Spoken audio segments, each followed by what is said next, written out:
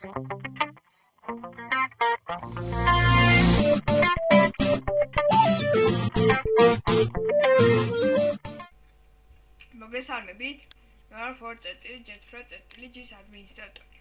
და ახლა მე თქვენ ამ ვიდეოში გასწავლით კომენტარებზე ცენზურის დაბლოკვა. შევდივართ აი აქ მართვა, აი აგერ მართვა. შემდეგ www მისამართების დაბლოკვა. ვაწყებთ აქ და აი აქ ჩავწერთ სიტყვებს, რაც გვინდათ რომ დაიბლოკოს, რომ დაეწერებათ. მაგალითად მე დავწერ ახლა